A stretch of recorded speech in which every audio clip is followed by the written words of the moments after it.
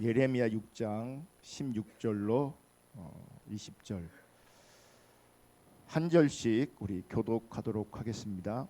여호와께서 이와 같이 말씀하시되 너희는 길에 서서 보며 옛적 길 곧 선한 길이 어디인지 알아보고 그리로 가라. 너희 심령이 평강을 얻으리라 하나 그들의 대답이 우리는 그리로 가지 않겠노라 하였으며 내가 또 너희 위에 파수꾼을 세웠으니 나팔 소리를 들으라 하나 그들의 대답이 우리는 듣지 않겠노라 하였도다.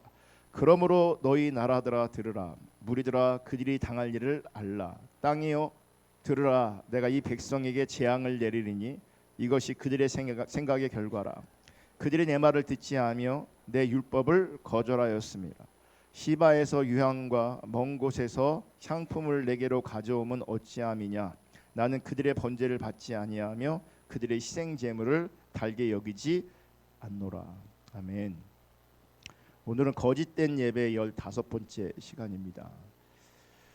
여러분 성경을 보면 하나님께서 신앙으로 인정하지 않으시는 거짓 신앙이 분명히 있음을 우리가 볼 수 있습니다.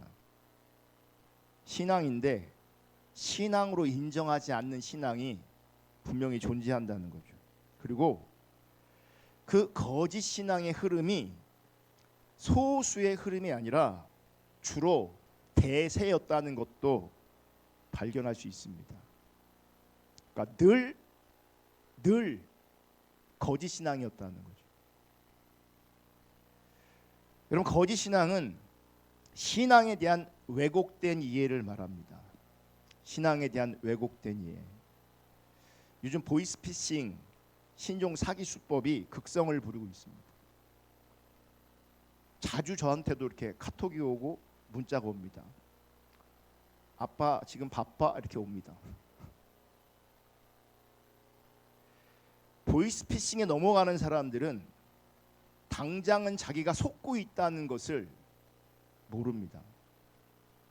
하지만 돈이 넘어간 다음에 결과가 주어지면 그제서야 속았다는 것을 알 수 있습니다. 요즘엔 보이스피싱이 너무 다양해 갖고요. 우리 지방에 한 목사님이 그러더라고요. 전화가 왔대요. 예를 들면 이런 거예요. 아드님이 다치셨습니다. 아드님 바꿔드릴게요. 그러니까 우리식으로 하면 예모가 아빠 나 예모야 지금 깡패랑 싸우다가 다쳤어. 막 끙끙대며 전화를 하는 거예요. 그러면 깜짝 놀라잖아요. 그러면서 그 다시 어른을 바꿔주면서 이렇게 하다가 결국은 나중에는 돈 요구하고 돈 붙여야 되고 막 이렇게 되는 거예요. 자기도 깜짝 속았대요. 그러니까 아들이 다쳤다 하니까 얼마나 놀랬겠어요. 그러면서 그 뒤로 경찰서 신고하고 막 쫓아다니고 아이랑 연락이 되면 좋은데 연락이 또 안 되는 거죠. 알바하고 있어서. 여러분 거짓 신앙의 결과가 나오기 전에는요 모릅니다. 결과가 나오기 전에는 내가 참 신앙인지 거짓 신앙인지 모른다고요. 결과가 나오면 분명해지는 거죠. 그래서 우리는 영적 분별력을 가지고 나의 신앙, 우리의 신앙, 우리 시대의 신앙을 분별할 수 있는 하나님 관점의 분별력이 반드시 있어야 합니다. 보이스피싱도 이 분별력 있는 사람들은 안 속잖아요. 저는 이렇게 문자 와요. 아빠 바빠? 핸드폰이 고장나서 뭐 어쩌고저쩌고 이렇게 와요. 연락 줘 그래요. 연락을 합니다. 왜? 헤드폰이 뭐 해갖고 뭐 인증 받아야 되고 어쩌고저쩌고 해요. 거기 일일이 데리고 막 해요 제가. 왜 그렇게 하냐면 분별하니까 그러는 거예요. 그게 좀 대화를 나누다가 제가 경찰서에 신고도 했어요. 이거 봐라 보여주면서. 여러분 지금 우리는 거짓 신앙에 기초한 특별히 기복 신앙에 기초한 예배에 대해 살펴보고 있습니다. 여러분 기복 신앙의 예배에는 부드러운 메시지가 판을 칩니다.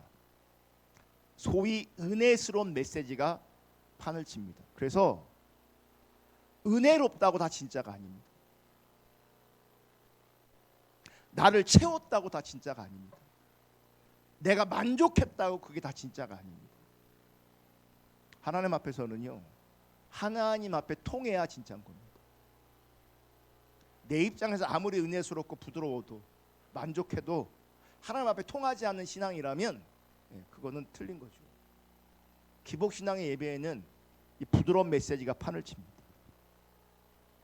소위 은혜스러운 메시지가 판을 칩니다. 그리고 기복신앙의 예배에서는요, 사람을 두려워합니다. 그래서 하나님의 뜻과 하나님의 기준을 선명하고 분명하게 제시하지 못합니다.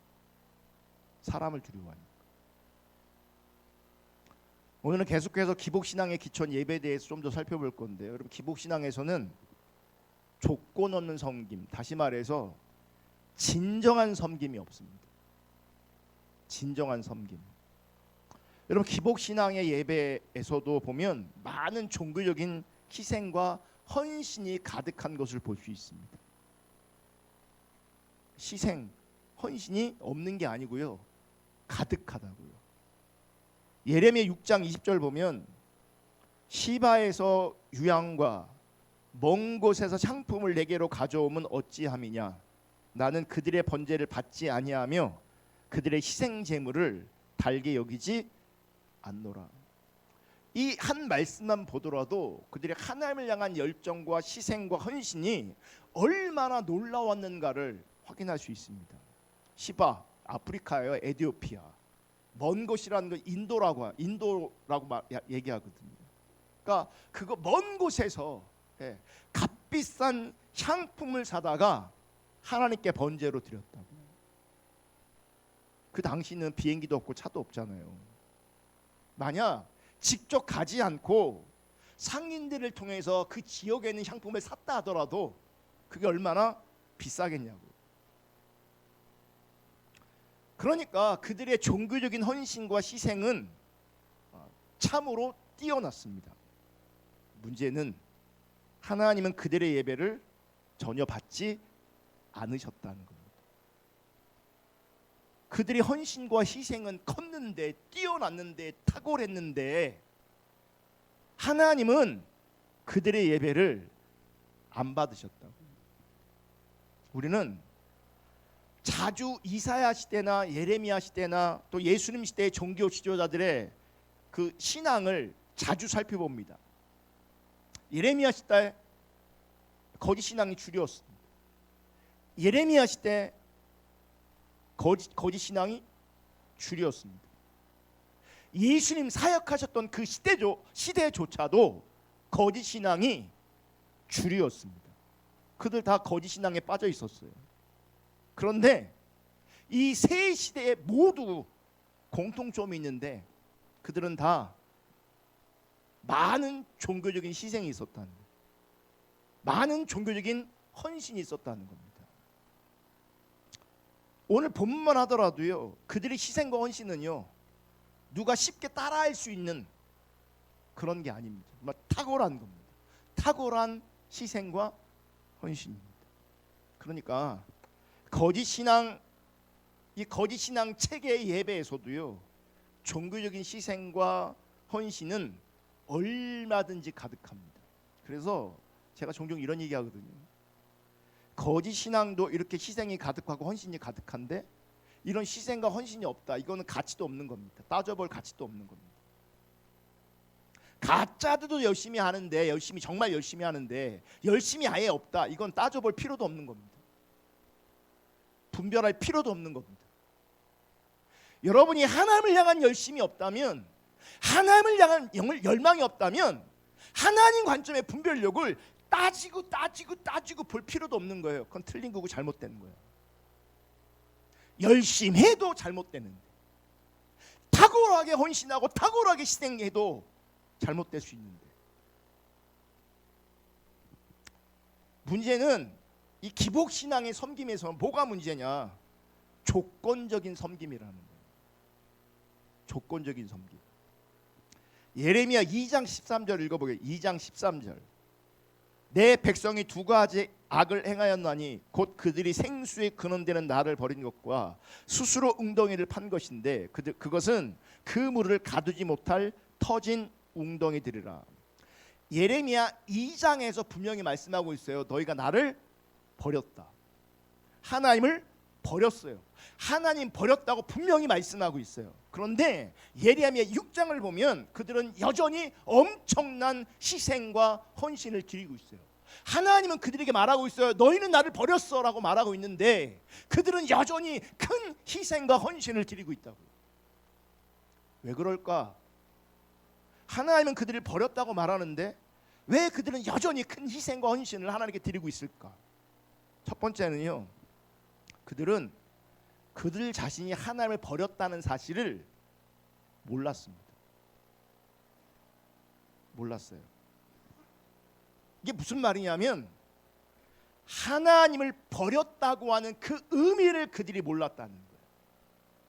그러니까 그들의 인식과 의식 안에서는 우리들이 하나님을 버렸다 이런 게 없어요. 아예 하나님을 버렸다고 하는 그 의미를 모르니까 자기도 모르는 자리에서 하나님을 버리게 되는 거예요. 자기도 모르는 자리에서 하나님이 사라져 버리는 겁니다.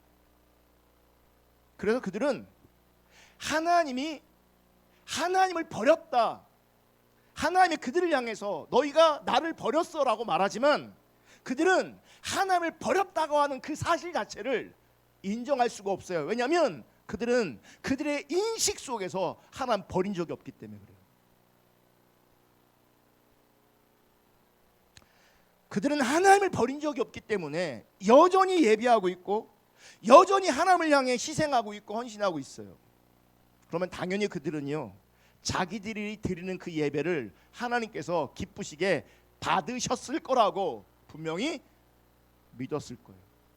그리고 그렇게 기대했을 거예요.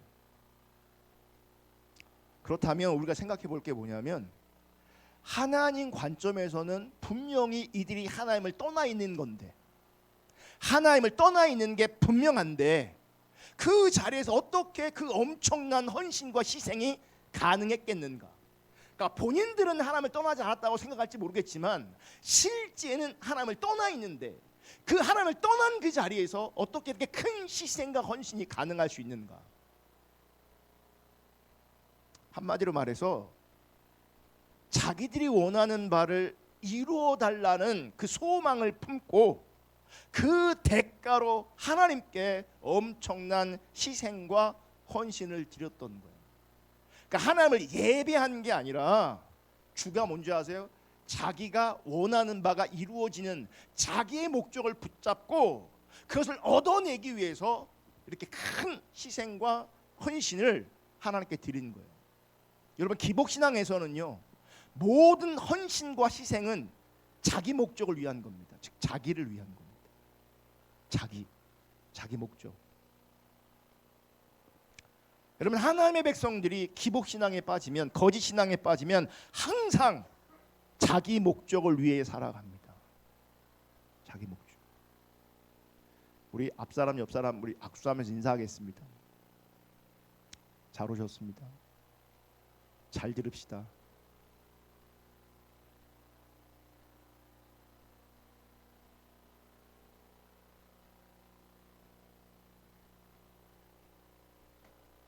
광야 이스라엘 백성들, 구약의 이스라엘 백성들, 신약에서도 군중으로 표현되고 있는 그 이스라엘 백성들 다 자기 목적을 위해 살았습니다. 다. 여러분, 예수님 시대에 이스라엘 백성들은 예수님을 왕 삼으려고 했습니다. 자, 예수는 우리의 왕이십니다. 예수는 나의 왕이십니다. 복음적이잖아요. 신앙적이잖아요. 예수님 시대에 그 군중들이 예수님을 왕 삼으려고 했다고요. 왜 예수를 왕 삼으려고 했는가? 그러니까 표현은 복음적이고 성경적일지 몰라도요, 그 중심이 하나님 앞에 합하지 않았습니다. 그들은 자기를 위해서, 자기 목적을 위해서 예수를 왕 삼으려고 했습니다. 그래서 예수님은 그들을, 자기를 왕 삼으려고 하는 그들을 피해서 도망가십니다. 함께하지 않으십니다.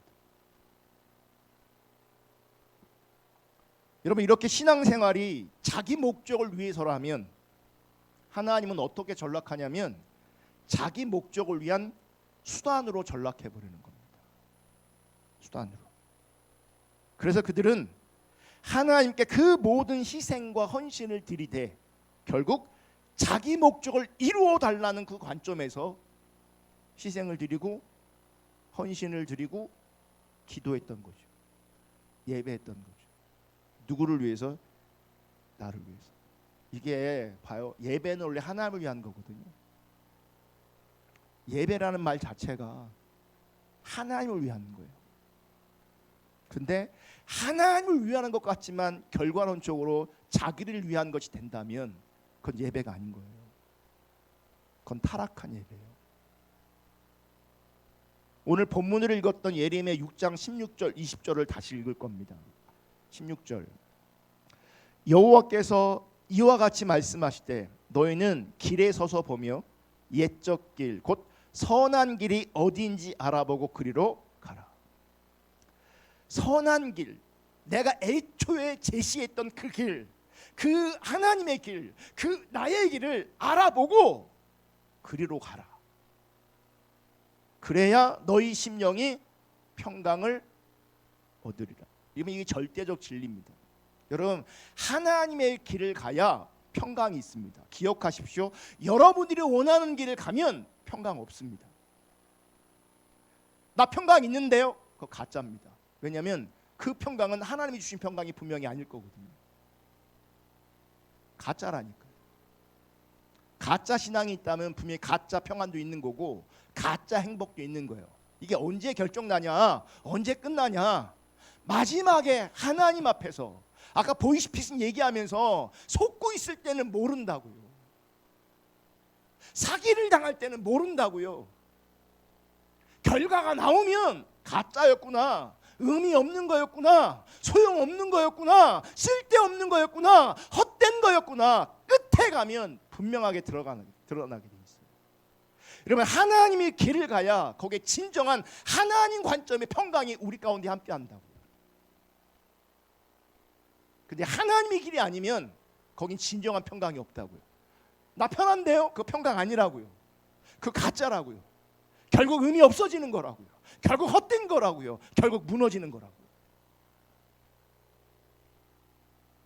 하나님이 나의 길을 가라. 그럼 너 심령이 평안할 것이다. 그들의 대답이 우리는 그리로 가지 않겠노라. 안 간대요. 안 간대요. 17절. 내가 또 너희 위에 파수꾼을 세웠으니 나팔 소리를 들으라 하나 그들의 대답이 우리는 듣지 않겠노라. 안 듣는데요. 안 듣는데요. 18절. 그러므로 너희 나라들아 들으라.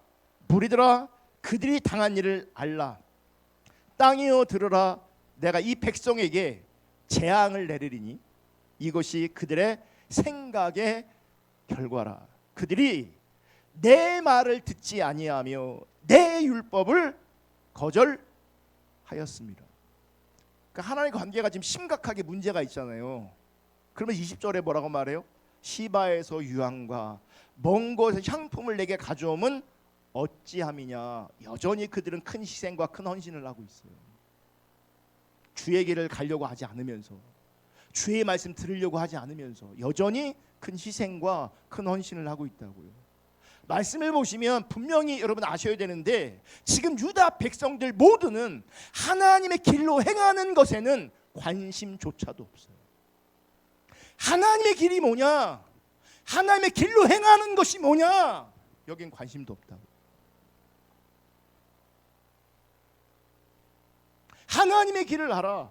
그리로 행함으로 말미암아 하나님을 더욱 알고 하나님을 기쁘시게 하고 하나님이 계신 곳에 나도 함께하고 하나님께서 추구하시는 것을 나 자신도 추구하는 이런 하나님 중심적인 신앙, 하나님 중심적인 삶 개념도 없다고.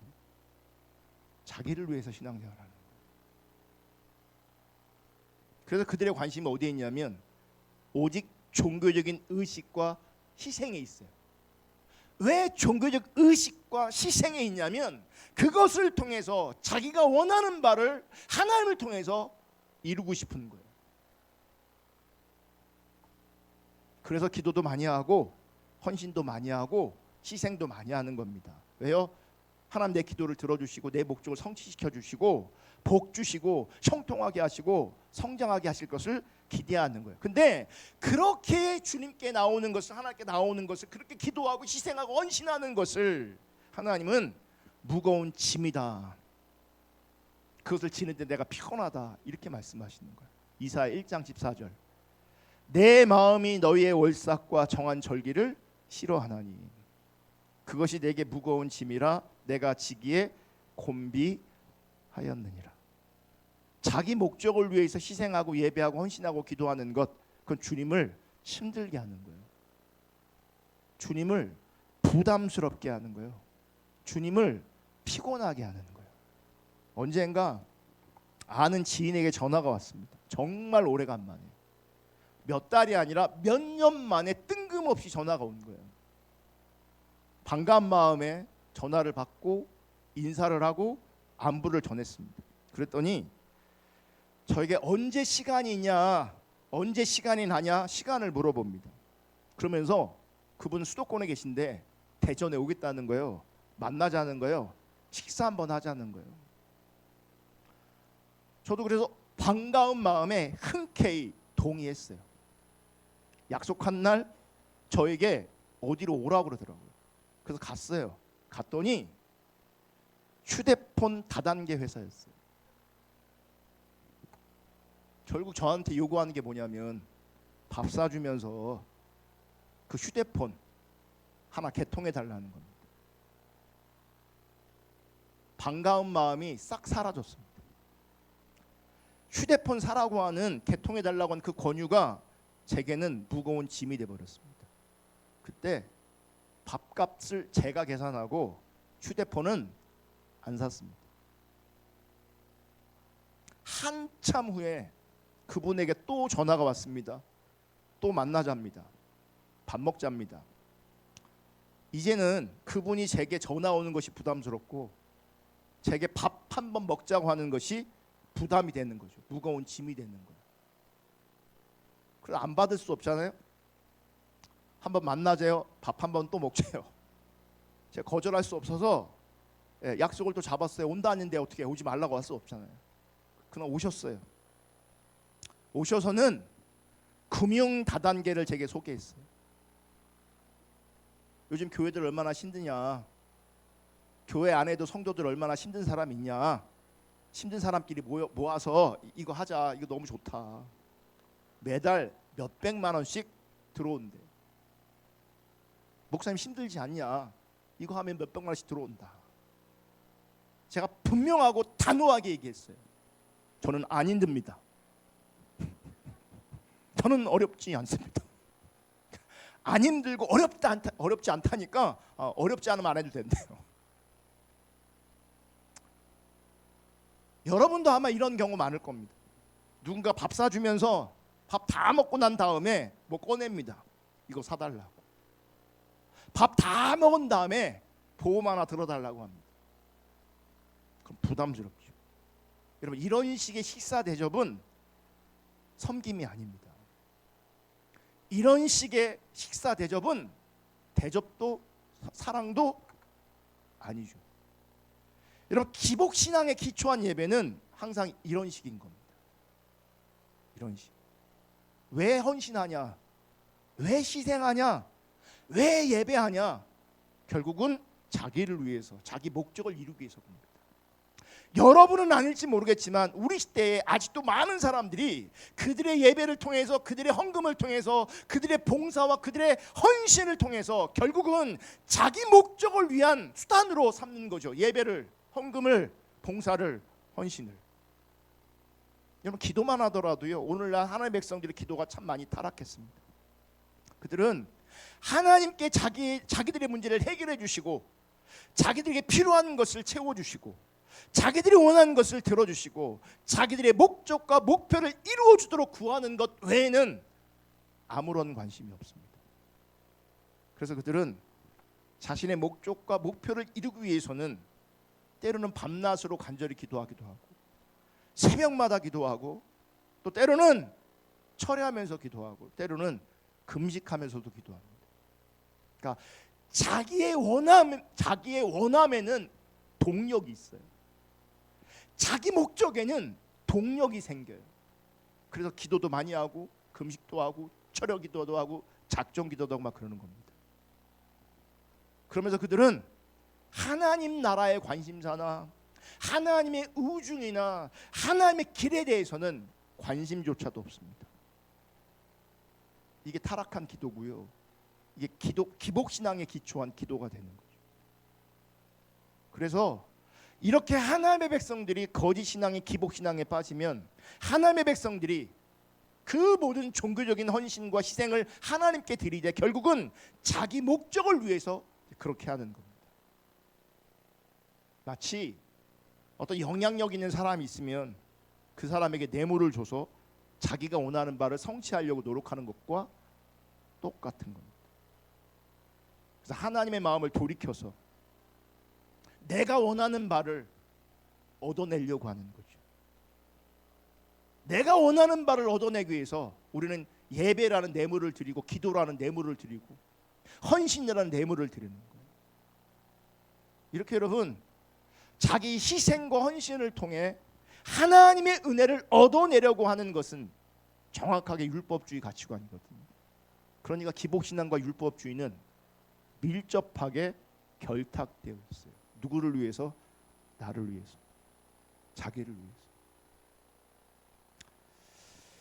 여기까지 어제 설교를 준비하는데 여기까지 이르면서 제 마음이 좀 답답해지고 힘들어졌습니다.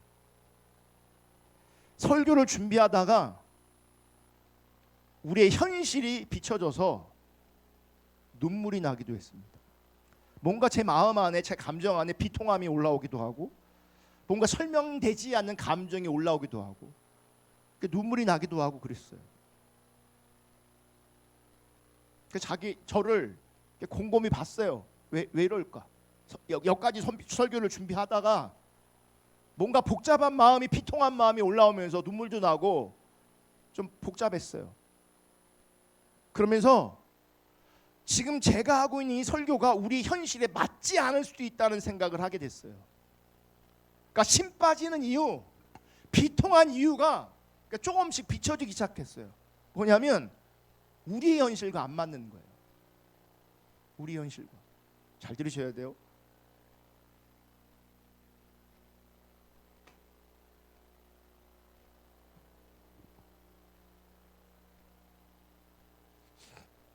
여러분 기복신앙 율법주의는 신앙이 왜곡되기는 했어도 분명히 신앙입니다.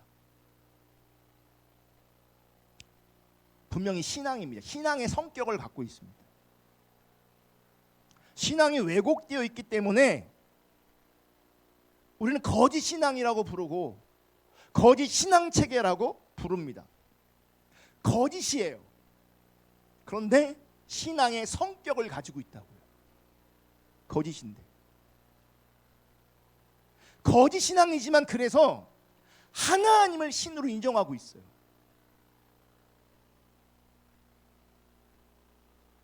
그래서 하나님을 신으로 인정하고 있기 때문에 하나님께 도움을 구하는 거예요. 하나님을 신으로 인정하고 있기 때문에 하나님께 기도도 할 수 있는 거예요. 하나님을 신으로 인정하고 있기 때문에 그 하나님을 향해서 희생도 하고 헌신도 하는 거예요. 결국 자기 목적으로 하나님 수단 삼는 것이 문제이지 하나님의 존재 자체를 부인하지는 않아요. 하나님의 영향력, 하나님의 능력도 인정합니다. 그래서 하나님의 능력을 내 삶에 끌어들이려고 기도도 열심히 하고 헌신과 희생도 열심히 하는 겁니다. 그런데 우리 시대는 하나님을 믿지 않는 시대. 거짓 신앙은 그래도 하나님을 인정한다고요. 믿는다고요. 가짜라서 문제지, 거짓이라서 문제지, 하나님을 하나님으로 인정한다고요. 근데 우리 시대에 정말 많은 사람들은 하나님을 인정하지 않고 하나님을 믿지 않아요, 사실은. 그래서 하나님의 능력도 인정하지 않아요. 하나님의 능력을 인정하지 않으니 기도할 필요도, 헌신할 이유도, 예배할 필요도 없는 겁니다. 제가 이 시간 비통하는 마음으로, 애통하는 마음으로, 그리고 불편한 마음으로 정말 심각하게 전하고 있거든요. 근데 이 얘기를 꼭 들어야 되는 사람들은 지금 졸고 있습니다.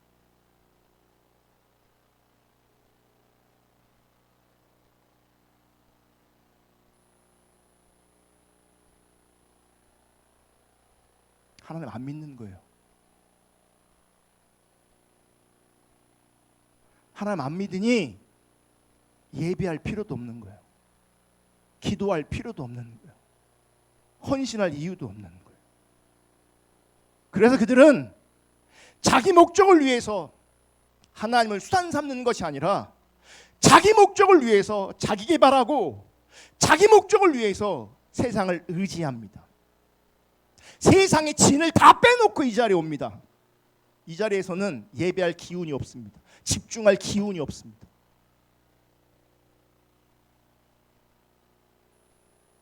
적어도 거짓 신앙은 자기 목적을 위해 하나님을 수단 삼기라도 하지만 이제는 자기 목적을 위해서 하나님은 불필요한 존재가 되었습니다. 특별히 요즘 젊은이들 교회를 부담스러워합니다. 신앙생활을 무거운 짐으로 여깁니다. 하나님 그러지 않아요? 너희의 예배, 너희의 제사 나에게 무거운 짐이다. 내가 지기에 너무 곤비하다. 하나님 없는 시대에 많은 사람이 그래요. 신앙생활이 무거운 짐이요, 교회 생활이 나를 곤비하고 피곤하게 하는 것.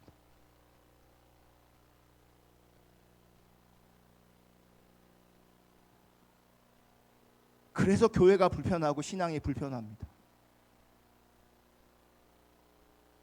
이런 우리 시대의 상태가 이렇게 비춰지니 마음이 괴롭고, 특별히 살아계신 하나님이 무시되는 현실이 비춰지기에 마음이 힘들었습니다.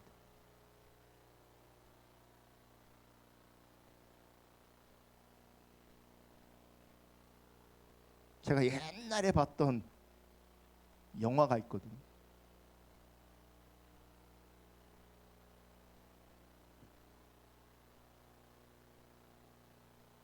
주인공 여자의 집안이 깡패 집안이에요. 남편이, 남자가 그 집안을 뭐라고 막 합니다. 깡패 집안이니까.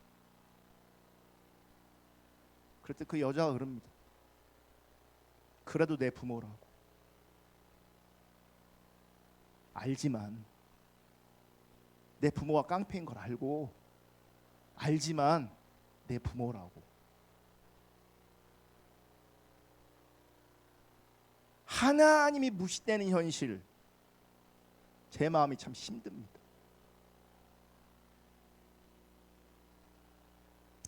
하나님이 안 보이는 현실, 사람들에게서 정말 힘이 듭니다.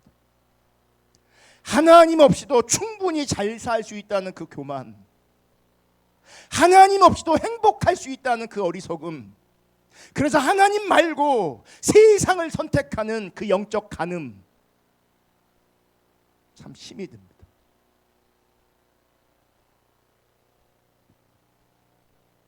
이 교만하고 어리석고 간음하는 자리에 있기 때문에 예배하는 자리에 있어도 예배할 수 없고, 기도하는 자리에 있어도 기도할 수 없는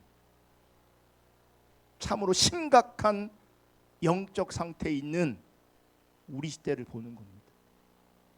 열심히 하고 있는 사람들을 향해서 그 열심을 지적하는 것이 아니라, 하나님의 수단이 아니라 목적이라고 이렇게 전환시키려고 하는 게 아니라, 그 열정도 그 열심도 아무것도 없는, 하나님 믿지도 않고 하나님이 없는 사람 세대에게, 하나님 없는 사람들에게 뭘 말하고 뭘 전할 수 있냐. 열심히 가고 있는 사람들에게 그건 잘못된 길이니까 돌이키라고 말할 수는 있지만, 안 가는 사람에게 어떻게 돌이킬 수 있냐고요. 도망가고 떠나는 사람들에게 어떻게 돌이킬 수 있냐고. 그래서 마음이 힘들었어. 막 비통함이 막 올라왔어요. 어제 설교 준비하는데, 설교 준비하다 막 울었어요.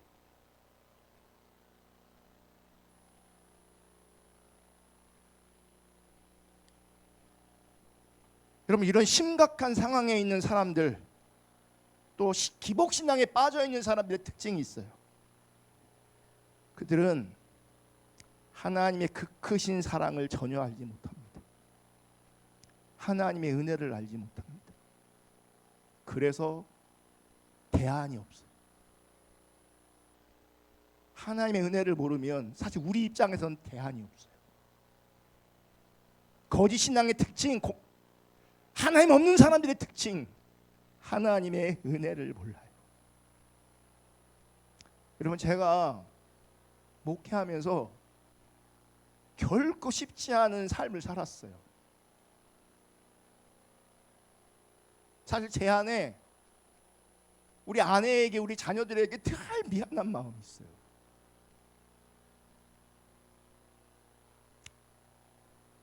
할 수 있는 말이 많을 건데, 사실 아내를 향해서, 우리 가족들을 향해서 가장 크게, 가장 앞서게 제 안에 올라오는 말이 뭔지 아십니까? 미안합니다. 미안함입니다. 한 남자 만나서 인생 행복하면 참 좋았을 건데,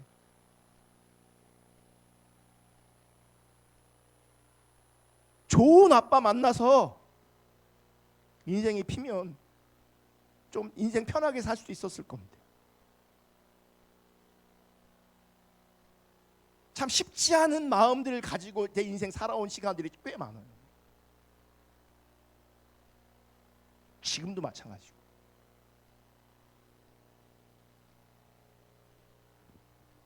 여러 가지로 힘들고 어려울 때 제가 어떻게 버텼냐면, 주 같은 분 없어요, 이 찬양을 부르면서 버텼어요.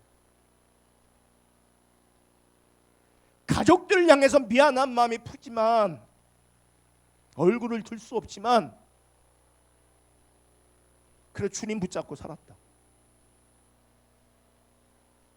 주님의 은혜 붙잡고 살았다. 주님의 사랑을 붙잡고 살았다.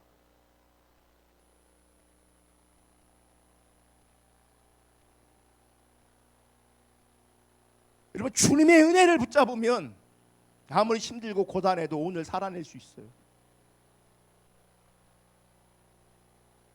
그리고 하나님께 기댈 수 있어요.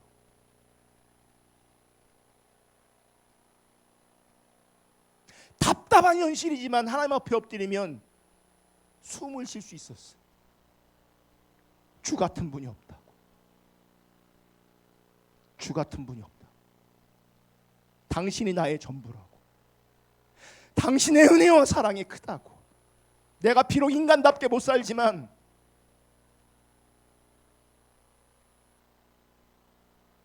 내가 비록 여러 가지 면에서 부족하고 연약하지만 그 자리에서 주님이 나의 모든 것 되시라.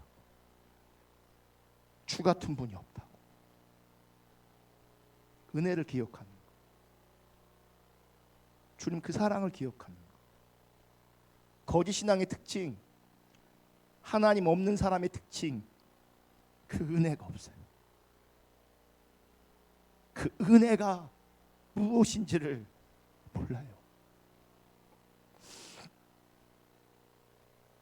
여러분, 하나님은 이스라엘 백성들이 노예로 있을 때에 그 크신 하나님의 은혜와 사랑과 능력으로 말미암아 애굽에서 그들을 건져내셔서 당신의 백성 삼으시고 당신의 자녀 삼으셨어요. 우리가 아직 죄인 되었을 때에 하나님의 그 크신 자비와 사랑으로 말미암아 하나님의 아들을 십자가에 내어주고 그분으로 하여금 죄와 사망의 사탄의 권세를 멸하시고 부활함으로 말미암아 우리를 구원하시고 우리를 당신의 자녀 삼으셨어요. 그런데 거짓 신앙에 빠지면 이런 하나님의 은혜와 사랑을 전혀 알지 못하고 경험했을지라도 잊어버리고 이제 자기가 원하는 것을 하나님께 얻어내기 위해서 하나님께 나옵니다. 자기가 얻어내고 싶은 것을 얻어내기 위해서 희생하고 예배하고 헌신합니다. 하나님을 인정하지 않고 세상을 사랑하는 자들은 이제 자신의 능력으로 하나님이 원하시는 것을 자기가 원하는 것을 스스로 성취하려고 합니다. 여러분, 이게 무지한 거고요. 이게 어리석은 거고요. 이게 교만한 겁니다. 그래서 기복신앙의 예배에서는 조건적인 희생과 헌신만 가득하고 하나님을 인정하지 않는 사람들에게는 아무런 희생과 헌신이 없는 겁니다.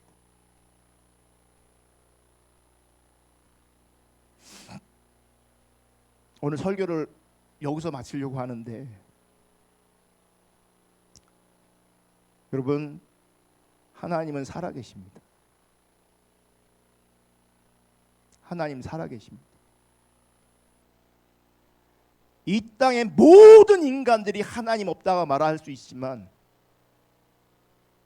그래도 하나님은 살아계십니다. 그러면 영적인 세계는 세상이 알 수도 세상이 줄 수도 없는 놀라운 자산이 있습니다. 하나님 자신이라는 자산, 하나님 나라라는 그 자신이 있습니다.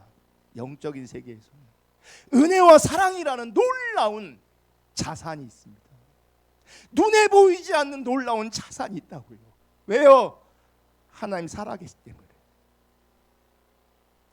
니네는 눈에 보이는 돈이 있냐? 니네는 눈에 보이는 명예와 권력이 있냐? 우린 눈에 보이지는 않지만 살아계신 하나님이 있고, 우린 눈에 보이지는 않지만 하나님의 놀라우신 은혜와 사랑이 있으며 우리에게는 하나님 나라가 있다는 거죠.